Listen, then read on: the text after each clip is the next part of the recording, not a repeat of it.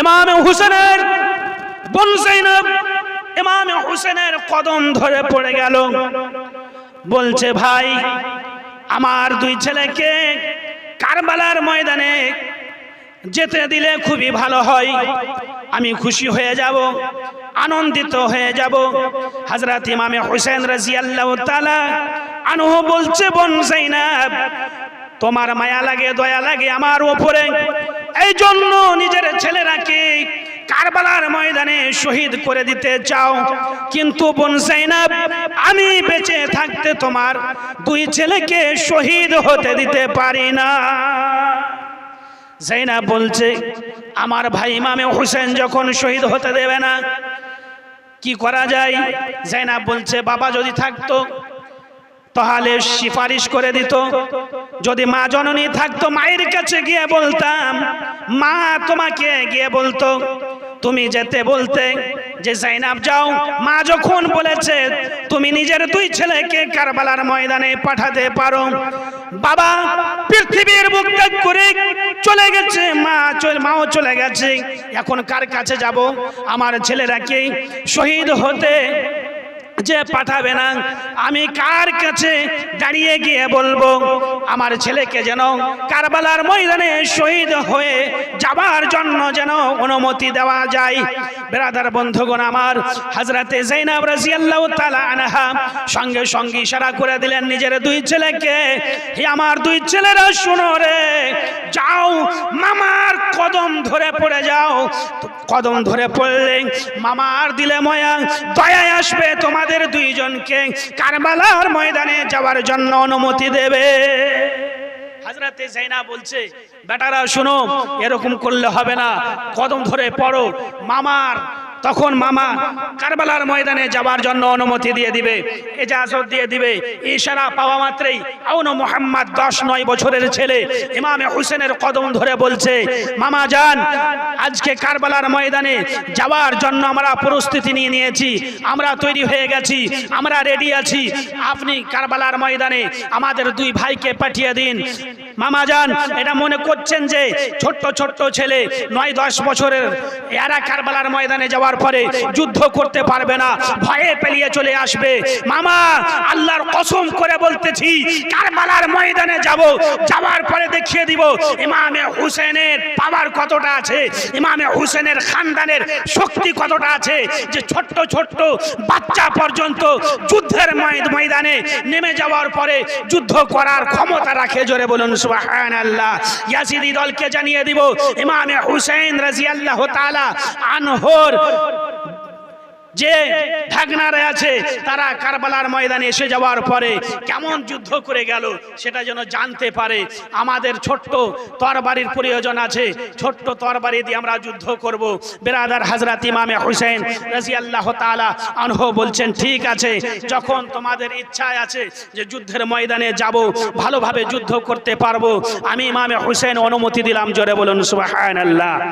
বিরাদার হযরত ইমামে হুসেন যেমন অনুমতি দিয়েছে দুই ছেলে, এবার ইমামে হুসেনের শুকরিয়া আদায় করে সেখান থেকে মায়ের কাছে এলো, মাকে বলতেছে মামা অনুমতি দিয়ে দিয়েছে যুদ্ধের ময়দানে যাবার জন্য, যুদ্ধের ময়দানে এখন আমরা চলে যাব, আমাদেরকে সাজিয়ে দাও। হযরতে যায়েনব রাদিয়াল্লাহু তাআলা আনহা দুই ছেলেকে ভালো করে বুকে জড়িয়ে ধরে বলে আমার লালেরা শোনো, যুদ্ধের ময়দানে তোমরা যাবে, যুদ্ধ করার পূর্বে তোমাদের জামা কাপড় আমি পরিবর্তন করে দিই, যখন তোমরা যুদ্ধের ময়দানে যাবে, যুদ্ধের ময়দানে যাওয়ার আগে তোমাদের মাথায় আমি একবার চিরুনি করে দিই। হযরতে যায়েনব রাদিয়াল্লাহু তাআলা আনহা বলতেছে ও আমার ছেলেরা শোনো, তোমাদের দুই চোখে সুরমা লাগিয়ে দিই।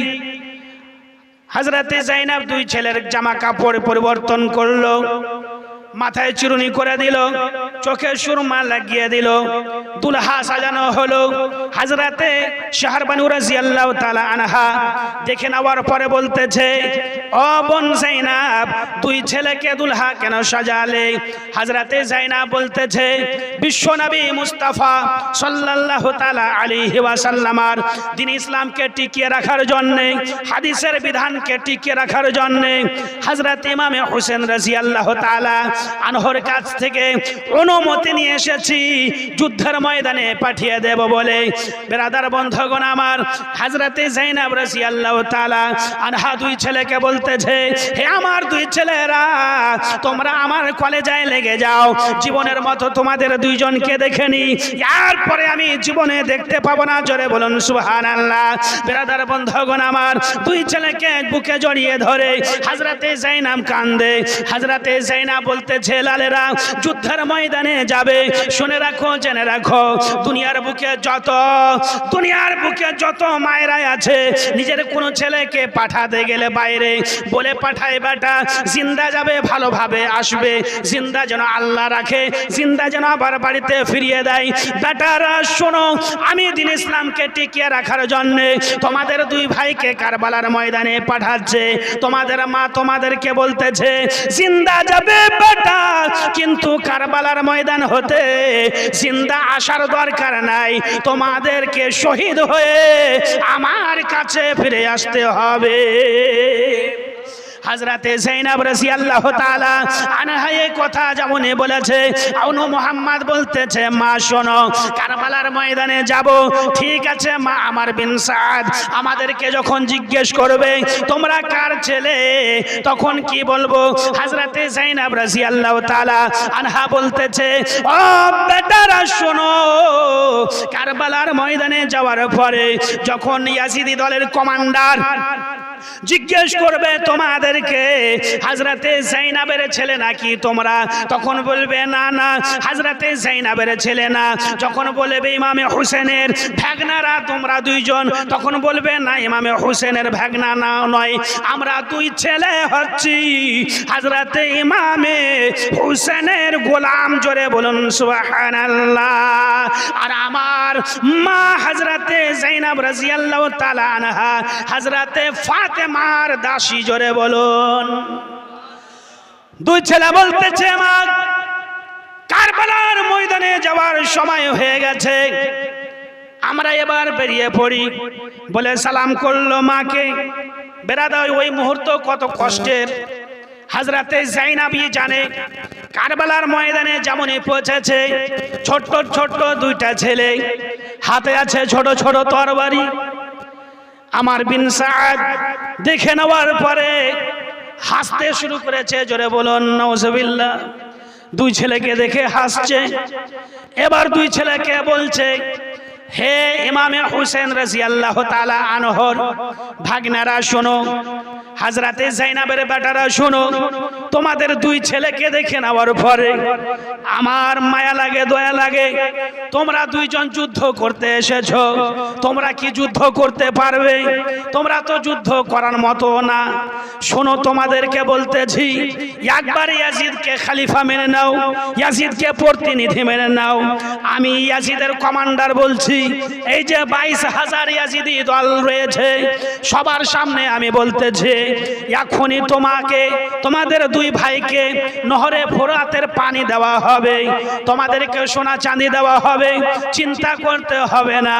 দুই ছেলে কথা শুনে নেওয়ার পরে বলতেছে, আমার বিন সাদ শোনো রে, আমরা দুই ভাই, প্রথম কথা হলো ইমামে হোসেনের ভাগনা নয়, আমরা দুই ভাই হযরতে যায়নাবের ছেলে নয়, আমরা দুই ভাই হচ্ছি হযরতে ইমামে হোসেনের গোলাম।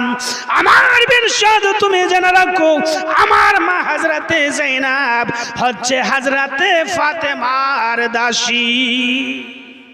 আমার বিন সাদ তুমি মনে ভাবলে যে আমরা দুই ভাই ছোট্ট ছোট্ট আছি, আমাদের বয়স বেশি না, হাতে আছে ছোট্ট ছোট্ট তরবারি, যুদ্ধ করতে পারবো না। আর এটা মনে ভাবলে তোমার লোভ লালসা লোভ লালসার কথা শুনে নেওয়ার পরে ওই ফোরাত নদীর পানি দিবে বলে ইয়াজিদকে খলিফা মেনে নেব। শোনো শোনো, আমরা দুই ভাই এখানে যুদ্ধ করার জন্য এসেছি, তোমার বকর বকর শোনার জন্য আসিনি। জোরে বলুন সুবহানাল্লাহ। বক বক করবে শুনবো না, যুদ্ধের জন্য তৈরি হয়ে যাও, আমরা দুই ভাই যুদ্ধ করব। আমার বিন সাদ হাসচার বলছে, তোমাদের দুই ভাইয়ের যুদ্ধ করার ক্ষমতা আছে নাকি? সঙ্গে সঙ্গে দুই ভাই লাফ দিয়ে বেরাদার ওই ইয়াজিদি দলের ভিতরে ঢুকে গেল। জোরে বলুন সুবহানাল্লাহ। ইয়াজিদি দলের মধ্যে যেমনই ঢুকেছে, এবার ইয়াজিদি দল দুই ছেলের লাফ দেওয়া দেখে ভয় পেয়ে গিয়ে বলছে, এরকম ছেলে জীবনে আমরা দেখিনি। কি বলছে? এরকম ছেলে জীবনে দেখিনি। দুই ছেলে বাঘের মতো লাফ দিয়ে আমাদের ভিতরে ঢুকে গেল। আবার ছোট্ট ছোট্ট তরবারি নিয়ে দুই ছেলে যেমন ডান দিকে যায়, তরবারি নিয়ে কলার পাতার মতো কেটে দেয়। গাজর মুলিকে যেমন কাটে তেমনই যেন কাটতে শুরু করেছে। কখনো ডান দিকে লাফ মেরে কাটে, কখনো আবার বাম দিকে লাফিয়ে গিয়ে কেটে দেয়। ছোট্ট তরবারি সামনে আবার চালাই, ইয়াজিদের মধ্যে যে থাকে তাকে শেষ করে দেয়। আমার বিন সাদ তখন বলতেছেন, হে আমার বন্ধুগণেরা শোনো, এরকম করে যদি যুদ্ধ চালিয়ে যাও তাহলে কিয়ামত তো আসতে পারে, কিন্তু যুদ্ধ শেষ হবে না। তোমাদেরকে এক এক করে শেষ করে দেবে, তোমাদেরকে ধ্বংস করে দেবে। ইমামে হুসেনের এই দুই ভাগনা বেরাদার বন্ধুগণ আমার বিন সাদ ঘোষণা করছে, এলান করছে, ইয়াজিদি দলের লোকেরা শোনো, দুই ছেলেকে তীর মারতে লাগো। তীর যেমনই লাগবে আঘাত পাবে, দুই ছেলে এখানে শহীদ হয়ে যাবে। বেরাদার বন্ধুগণ আমার, এবার তীর চালাতে লেগেছে। যেমনই তীর মারলো, এইদিকে মুহাম্মাদের সিনাতে তীর এসে লেগে গেল। বড় ভাই এবার তীরকে ছুটানোর জন্য বেরাদার যেমনই ঝুঁকেছে, তেমনই দেখতে পাওয়া গেল আমার বিন সাদের লোকেরা এসে যাওয়ার পরে বড় ভাইকেও তরবারি মারলো। দুই ভাই একসাথে শহীদ হলো। সবাই বলুন ইন্না লিল্লাহি ওয়া ইন্না ইলাইহি রাজিউন। ইমামে হুসেনের দুই ভাগনা যেমনই শহীদ হয়ে গেছে, আমার বিন সাদ এলান করে বলতেছে, ও ইমামে হুসেন শোনো, কারবালার ময়দানে নিজের দুই ভাগনাকে পাঠিয়েছিলেন, তারা শাহাদাত বরণ করেছে, শহীদ হয়ে গেছে। এখন দুই ছেলের লাশকে নিয়ে চলে যাও। ইমামে হুসেন গেলেন বেরাদার, সাথে হযরতে আব্বাসকে নিয়ে গেলেন। ইমামে হুসেন রাদিয়াল্লাহু তাআলা আনহু ছোট্ট ছেলে মুহাম্মদকে নিলেন। বড় ছেলে আউন ছিল 10 বছরের, তাকে হযরতে আব্বাস নিলেন। এবার কারবালার ময়দান থেকে নিয়ে আসছেন খিমার দিকে। হযরত ইমামে হুসেন রাদিয়াল্লাহু তাআলা আনহু দুই ছেলেকে নিয়ে এসে হযরতে যায়েনাবের সামনে রেখে বলতেছে, বোন যায়েনাব শোনো, তোমার জীবনের সাহারা কারবালার ময়দানে শহীদ হয়ে গেছে। বোন তুমি হচ্ছ বড় ভাগ্যবতী। জোরে বলুন সুবহানাল্লাহ। বেরাদার বন্ধুগণ আমার, হযরতে যায়েনাব রাদিয়াল্লাহু তাআলা আনহা দুই ছেলের লাশকে বুকে জড়িয়ে ধরলেন। জোরে বলুন, কি করলেন? বুকে জড়িয়ে ধরলেন। আর হযরতে যায়েনাব রাদিয়াল্লাহু তাআলা আনহা বলছেন, হে আমার ছেলেরা শোনো, আমি একটা ভাগ্যবতী মেয়ে লোক যায়েনাব, যে তোমাদের মতো দুই সন্তানকে আমি পেয়েছি। তোমরা আল্লাহর রাস্তায় শহীদ হয়ে গেলে আমাকে জীবনের মতো একা ফেলে চলে গেলে। হযরতে যায়েনাব রাদিয়াল্লাহু তাআলা আনহা বলছে, হে রব্বুল আলামিন, আমার দুই সন্তানকে তোমার রাস্তায় শহীদ করে দিয়েছি।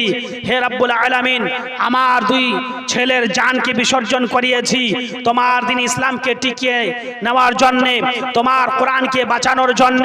হে রব্বুল আলামিন, আমার দুই ছেলের রক্ত কারবালার ময়দানে ঝরেছে, আমার ছেলেরা শাহাদাত বরণ করেছে। আল্লাহ কিয়ামতের দিন হাসরের ময়দানে যখন মহা বিপদে মানুষ পড়ে যাবে, কেউ কাউরে হবে না। বাবা ছেলেকে দেখে পালাবে, ছেলে বাবাকে দেখে পালাবে, মা বেটিকে দেখে পালাবে, বেটি মাকে দেখে পালাবে, এক কথায় এক অপরকে দেখে সবাই যখন পালাবে, নিজের জান বলে চিন্তা ভাবনা করবে। আল্লাহ ওই মহা বিপদের সময় আমার ছেলের এই শাহাদাতের জন্য যতটা রক্ত ঝরেছে, যতটা নেকি হয়েছে, এই নেকির বিনিময়ে আল্লাহ আমার নবী মুস্তাফার উম্মতের যেন বখশিশ হয়ে যায়। জোরে বলুন সুবহানাল্লাহ। আমার নবী মুস্তাফার উম্মতকে আল্লাহ তুমি ক্ষমা করে দিবে। জোরে বলুন সুবহানাল্লাহ। বিরাদার, ছেলে নিজের শহীদ করে দিল কারবালার ময়দানে, আর দুয়াটা কার জন্য হচ্ছে বলেন তো? মাগফিরাতের দোয়া কার জন্য? আমাদের জন্য। জোরে বলুন সুবহানাল্লাহ।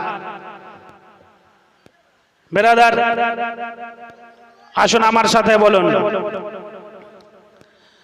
छोड़ कर तेरा आस्ताना करबला जा रहा हूँ नाना, करबला जा रहा हूँ मैं नाना, छोड़ कर तेरा आस्ताना करबला जा रहा हूँ मैं नाना, अपना वादा है मुझको निभाना, करबला जा रहा हूँ मैं नाना, सर हथेली पे लेकर चले हैं, सर हथेली पे लेकर चले हैं, भूखे प्यासे 72 चले हैं, हश्र में आबे कौसर पिलाना, करबला जा रहा हूँ मैं नाना, करबला जा रहा हूँ मैं नाना, एक सजदा मैं ऐसा करूँगा जिसको मैं हश्र में पूरा करूँगा, एक सजदा मैं ऐसा करूँगा जिसको मैं हश्र में पूरा करूँगा, सर क़यामत के दिन है उठाना, करबला जा रहा हूँ मैं नाना, करबला मैं जा रहा हूँ नाना। हजरत इमाम हुसैन रजी अल्लाह ताला अनहो की बोलें जे एक सजदा मैं ऐसा करूँगा जिसको मैं हशर में पूरा करूँगा, सर क़यामत के दिन है उठाना। बिरादर, इमाम हुसैन रजी अल्लाह ताला अनहोर শাহাদাতের খবর শুনেছেন। ইমাম হুসেন শহীদ হয়েছেন, আর সাজদাতে গিয়ে কিন্তু সাজদা থেকে মাথা উঠাতে কেউ দেখেছে কি? কেউ দেখেনি। এরই জন্য বলা হয়েছে, এক সাজদা मैं ऐसा करूँगा जिसको मैं हश्र में पूरा करूँगा, सर क़यामत के दिन है उठाना, करबला जा रहा हूँ मैं नाना, करबला में करबला जा रहा हूँ मैं नाना। बिरादर, हजरत इमाम हुसैन রাজি আল্লাহ তাআলা আনহু বলছেন যে এই দুই ছেলেকে দফন করতে হবে। হযরতে আব্বাস রাদিয়াল্লাহু তাআলা আনহু আউন কে সঙ্গে কোলে নিলেন আর ইমামে হুসেন মুহাম্মদকে কোলে নিয়ে দুই ছেলেকে বিরাদার কারবালার ময়দানে দফন করা হলো। হযরত ইমামে হুসেন রাদিয়াল্লাহু তাআলা আনহু দেখছেন, এবার ওই দফন করা জায়গা থেকে ফিরে এসে যে হযরতে আব্বাস আলমদার হযরতে সাকিনা রাদিয়াল্লাহু তাআলা আনহার কাছে, জোরে বলুন, ছোট্ট বাচ্চা মেয়ে। বিরাদার বন্ধুগণ আমার, হযরতে সাকিনার কাছে কে? হযরতে আব্বাস। সাকিনা বলতেছে, আব্বা হুজুর, এখন পানির জন্য আমি লালায়িতা হয়ে গেছি, পানি পানি করে মনে হয় আমার জীবন শেষ হয়ে যাবে। এক ফোঁটা যদি আমার ভিতরে পানি যায় আমি শান্তি পাবো, মনে শান্তি আসবে। হযরতে আব্বাস রাদিয়াল্লাহু তাআলা আনহু বলতেছে, বেটি সাকিনা রে, কারবালার ময়দানে ফোরাত নদীর তীরে 22,000 ইয়াজিদি দল পাহারা দিতেছে। তোমার চাচা হযরত আব্বাস তোমার সাথে ওয়াদা করে নিল ওই ফোরাত নদী থেকে পানি এক্ষুনি নিয়ে আসবে। জোরে বলুন সুবহানাল্লাহ। কি বললো? কারবালার ময়দানে যাবে আর ফোরাত নদীর কাছে পৌঁছবে, পানি নিয়ে আসবে। এই বলে মাশকি যাকে কাঁধায় নিয়ে হযরতে আব্বাস ঘোড়ার উপরে চেপে গেছে। বিরাদার বন্ধুগণ আমার, ঘোড়ার উপরে যেমনই চেপেছে, ইমামে হুসেন রাদিয়াল্লাহু তাআলা আনহু এবার দেখতে পেয়ে গেছে। ইমামে হুসেন বলছেন, ভাই আব্বাস কোথায় যাবে? বলছে যে আমি কারবালার ময়দানে যাব, ফোরাত নদীর কাছে পৌঁছব, সেখানে পৌঁছে যাওয়ার পরে আমি পানি নিয়ে এসে আমার বেটি সাকিনাকে খাওয়াবো। হযরত ইমামে হুসেন বলছেন, ভাই আব্বাস, ওই কারবালার ময়দানে যাওয়ার পরে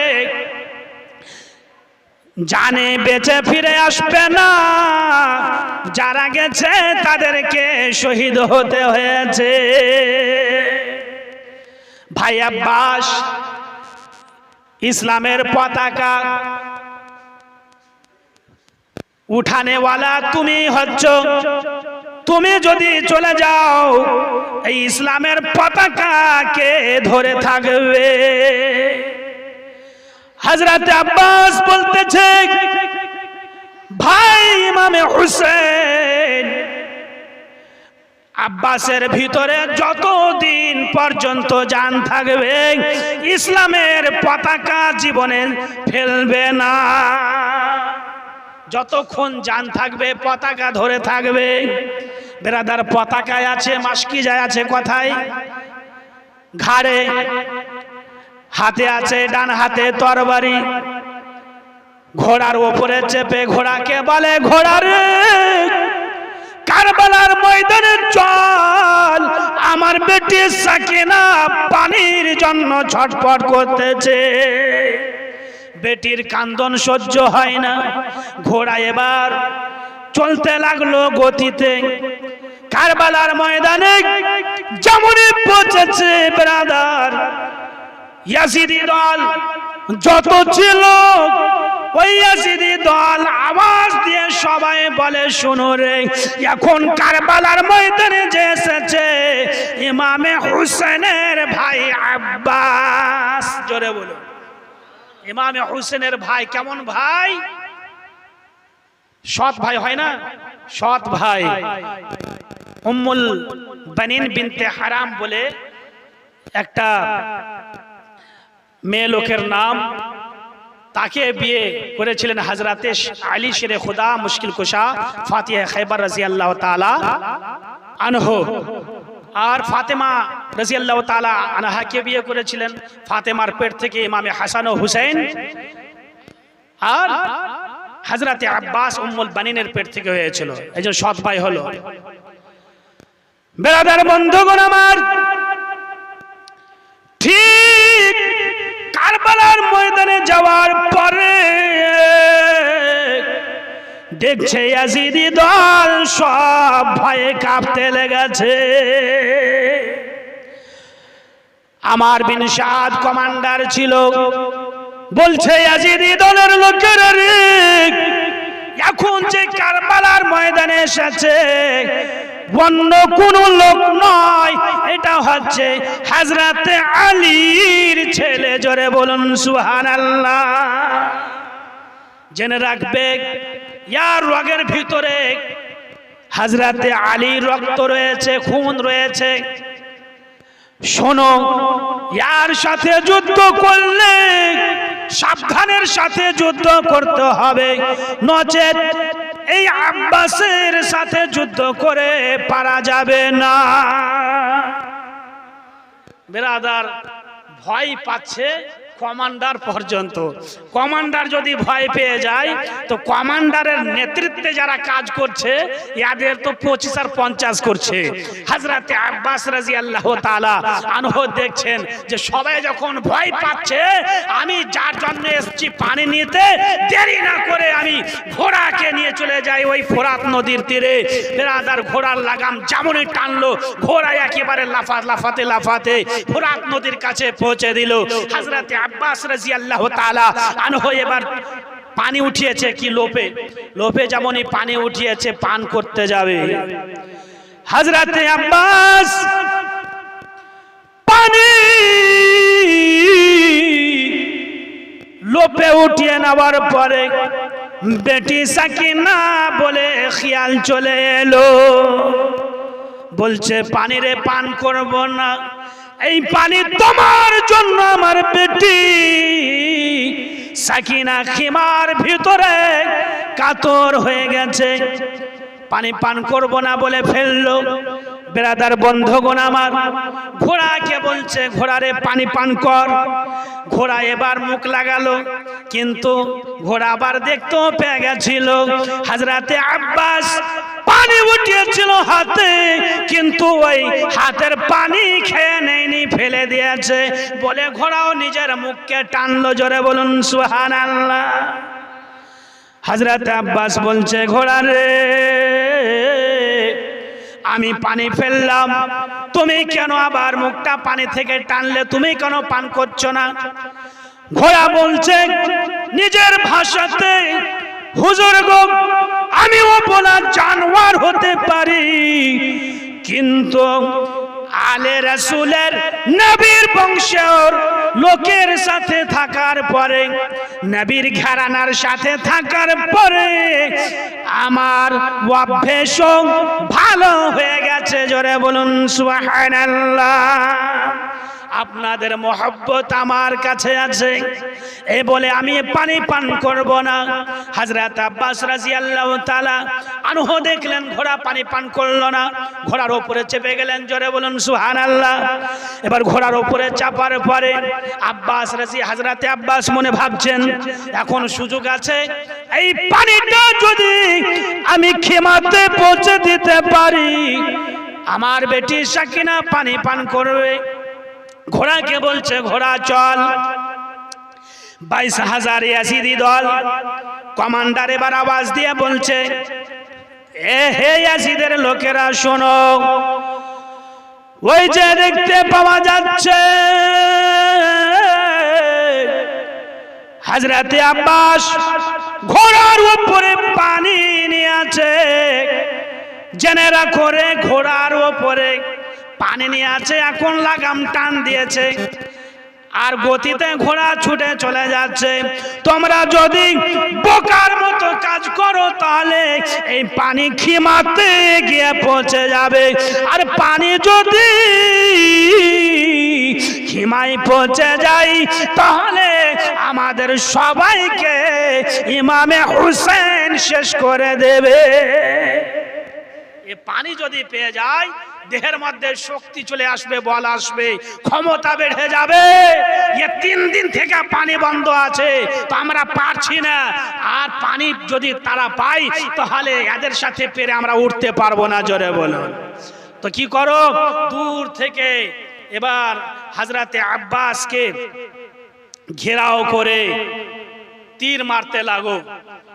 বেরাদার, হযরতে আব্বাস রাদিয়াল্লাহু তাআলা আনহু দেখছেন আবার কেউ কেউ সাহস করে সামনে দিকে আসছে। কে সামনে দিকে সাহস করে চলে আসছে যে হযরতে আব্বাসকে শেষ করে দিব।